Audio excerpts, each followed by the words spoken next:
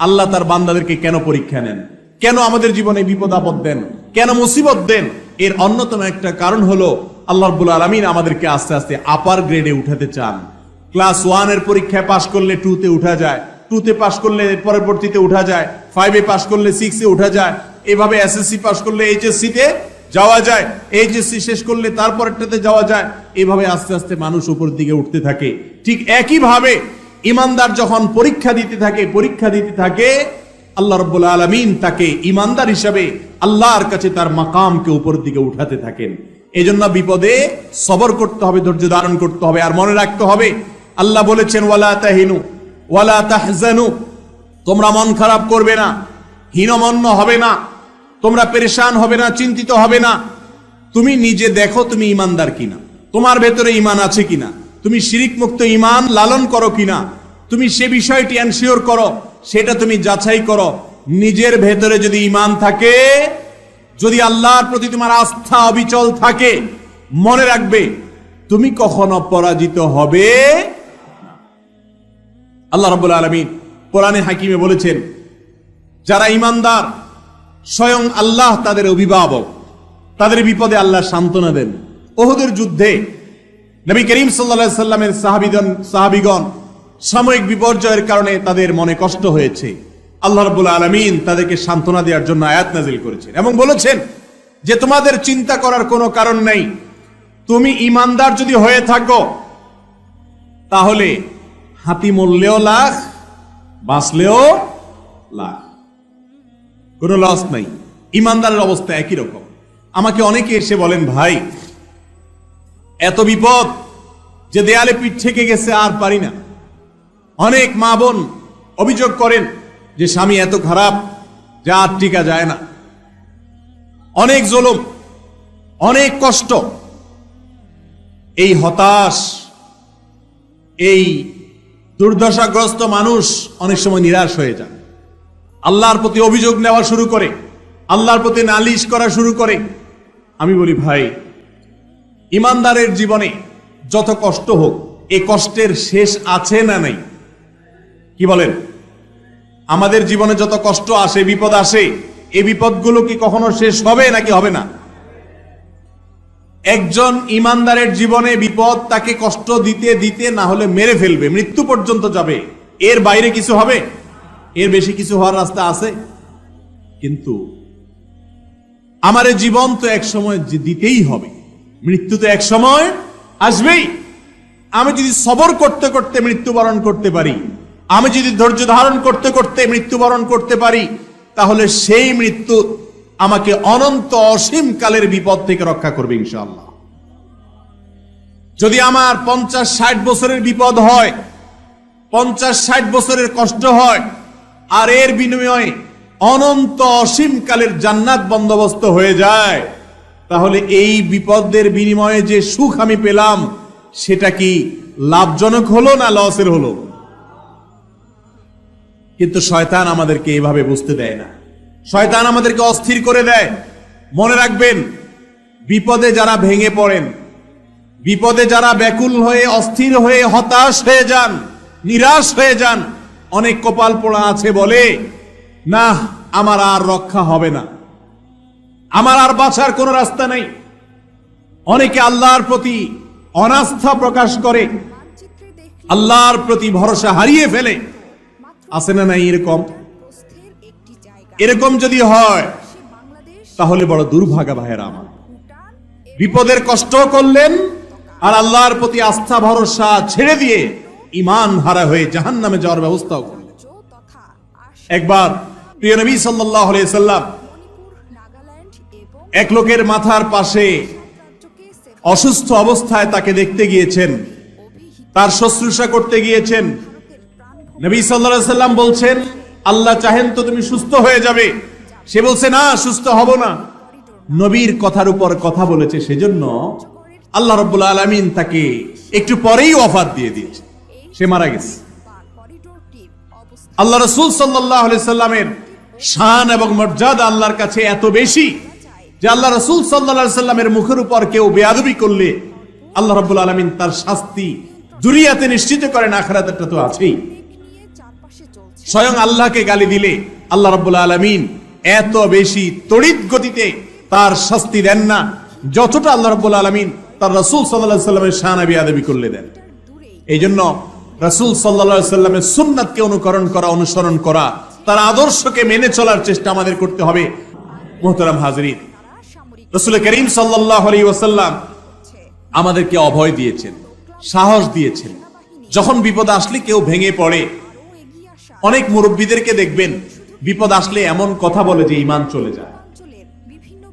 হয়তো নিজের আদরের ছেলেটা মারা গেছে, অনেকে বলে যে আজরাইল আর কাউকে দেখলো না, আমার ছেলেটা নিয়ে শুধু দেখছে, এরকম বলে না অনেকে। ভাইরা আমার, আল্লাহ রাব্বুল আলামিন বলেছেন ওয়ালা ইয়াইআস মির রাউহিল্লাহ ইল্লাল কওমুল কাফিরুন। আল্লাহর রহমত থেকে যদি কেউ নিরাশ হয়ে যায় যে না আর হবে না। অনেক সময় আমরা অনেক ভাইরা আছে না জেনে বলে ফেলে, মূর্খতার সাথে কুফরি কালাম বলে ফেলে, বলে আল্লাহ নেমে আসলেও পারবে না। নাউজুবিল্লাহ। আল্লাহ পারবেন না এমন কোন কাজ আছে? আল্লাহ রাব্বুল আলামিনের গুণবাচক নাম হলো কাদির, ফাআলুল লিমা ইয়াশা। আল্লাহ যা ইচ্ছা তা করতে পারেন, সব কিছু করতে আল্লাহ সক্ষম। আল্লাহর সক্ষমতার বাইরে, আল্লাহর ক্ষমতার বাইরে কোনো কিছু আছে? যদি কোনো মুসলমানের সন্তান বলে যে আল্লাহ নেমে আসলো এটা পারবে না, তাহলে তার ঈমান থাকবে? সে আল্লাহর এই গুণবাচক নামকে অস্বীকারী হিসাবে বিবেচিত হবে এবং এটি ঈমান বিধ্বংস করার মতো উক্তি হবে। তওবা করে ইসলামে আবার আসতে হবে। অতএব ভাইরা আমার, বিপদ মুসিবত জীবনে আসবেই। বিশেষ করে যারা আমার যুবক ভাইরা আছেন, যারা এখনো বাপের হোটেলে খান, যাদের এখনো নিজের জীবনের মূল পর্ব শুরু হয় নাই, তারা এখনো দেখেন নাই দুনিয়াটা কত কঠিন। কি বলেন? যারা এই পথে চলে গেছেন তারা জানেন কত রকমের বিপদ আসতে পারে, সমস্যা হতে পারে। এই সমস্ত বিপদের সময় হাসি মুখে সেটাকে বরণ করে নেওয়া, আল্লাহর ফয়সালায় সন্তুষ্ট হওয়া। বিপদ হয়েছে এই কথা মনে করা যে এর মাঝে আমার কল্যাণ আছে, এর মাঝে আমার কি আছে? কল্যাণ আছে। অনেক সময় আমাদের বিপদ হয়। ধরেন আপনি ঢাকা যাবেন, গাড়ি ছুটে গেছে, আপনি যেতে যেতে দেখলেন বাস ছেড়ে দিয়ে চলে গেছে, আপনার বাসটা মিস হয়ে গেছে, লাস্ট ট্রিপ ছিল, যেতে পারেন নাই। মেজাজ গরম হয়, হওয়াটাই স্বাভাবিক, মনটা খারাপ হয়। কিন্তু এমন যদি হয় যে ওই বাসে যাওয়াটা আপনার জন্য অকল্যাণের ছিল, আল্লাহ বরং আপনাকে বাঁচিয়ে দিয়েছেন, তাহলে সেটা ভালো না খারাপ? একবার এক লোক মক্কায় হোটেল ব্যবসা করে, আমার পরিচিত, অনেক দিন ধরে হোটেল ব্যবসা করে। বাংলাদেশ থেকে হাজী সাহেবরা, উমরাকারীরা যখন যায় তাদের কাছে হোটেল ভাড়া দেয়। সৌদি মালিক থেকে গোটা বিল্ডিং ভাড়া নিয়ে নিছে, 12 মাস হোটেল ভাড়া দিয়ে সে ব্যবসা করে। তার হোটেলে মাঝে মধ্যে আমিও ছিলাম। একবার সে দেখলাম হঠাৎ করে মন খারাপ করে বসে আছে, অনেক মন খারাপ। বললাম ভাই কোনো সমস্যা? বলে হুজুর সমস্যা তো অনেক বড়। কি সমস্যা বলেন দেখি?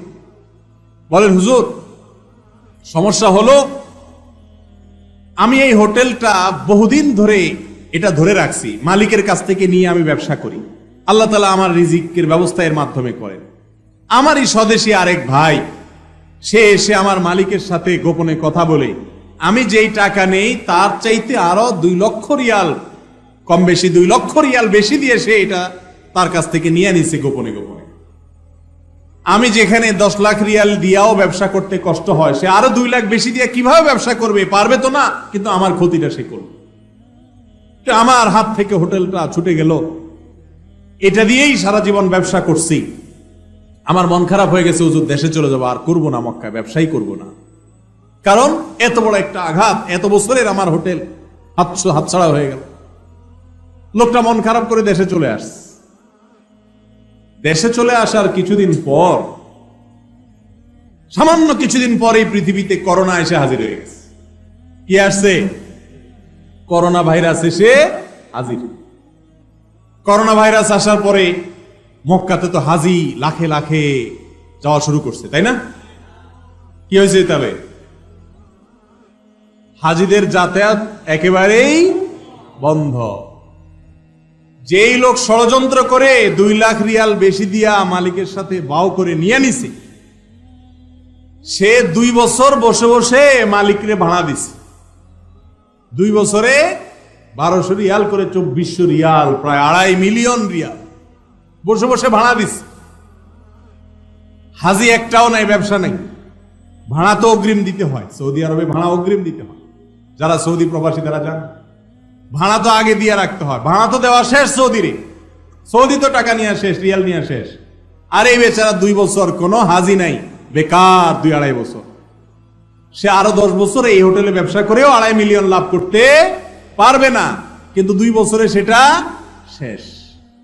ওই লোক, যে লোক আমাকে বলল হুজুর মন খারাপ, হোটেলটা হাতছাড়া হয়ে গেল, অনেক দিন পরে আমার মসজিদে জুমার পরে দেখি সে হাজির। আমি তাকে দেখে বললাম, ভাই আপনার যে বিপদ হয়েছে সেই বিপদে তো আমি দেখি আল্লাহ আপনার প্রতি রহম করছে। আপনি তো গর্তে পড়ে যাচ্ছিলেন, আল্লাহ ধাক্কা দিয়ে আপনারে বাংলাদেশ পাঠায় বাঁচাই দিস। লোকটা আমারে বলে, হুজুর আমি যদি সারা জীবন সেজদায় পড়ে থাকি, আমি যদি মৃত্যু পর্যন্ত সেজদায় পড়ে থাকি, আমার মালিকের এই উপকারের, এই নিয়ামতের শুকরিয়া আমাদের শেষ করতে পারবো না। আমার মন খারাপ হয়ে গেছে যে আমার ব্যবসা, আমার রুটি রুজির মাধ্যম, আমার মুখ থেকে লোকমাটা কেড়ে নেওয়া হলো। কিন্তু কিছুদিন যাওয়ার পর আমি দেখলাম যে এটা বিপদ নয়, এটা নেয়ামত ছিল। এই বিপদের পেছনে নেয়ামত লুকায়িত ছিল। আমার মালিক আমাকে গর্ত থেকে ধাক্কা দিয়ে বাঁচিয়ে দিয়েছেন, আর যে আমার ক্ষতি করতে চাইছে আল্লাহ তারে ডুবাই দিছে। এটা আমার নিজের চোখে দেখা ঘটনা। আমাদের জীবনে অনেক বিপদ আসে, যেই বিপদে হয়তো এরকম নগদে যোগ বিয়োগ করে আপনি ফলাফল বাইর করতে পারবেন না। আপনি দেখবেন, কই হুজুর আমিও তো বিপদে পড়ছি, কই আমার তো এরকম কোনো উপকার হয় নাই, বিপদই শুধু দেখি। এটা হয়তো আপনি বলবেন, কিন্তু ভাইরা আমার, সব বিপদের পরবর্তী যে ফলাফল, ইতিবাচক ফলাফল, সেটা যে আমরা সাথে সাথে দেখতে পাবো এমনটা জরুরি না। এমনও হতে পারে যে আমি যেটাকে এখন বিপদ মনে করছি, এক সময় মনে হবে যে এই বিপদ ছিল না, এটা ইহসান ছিল।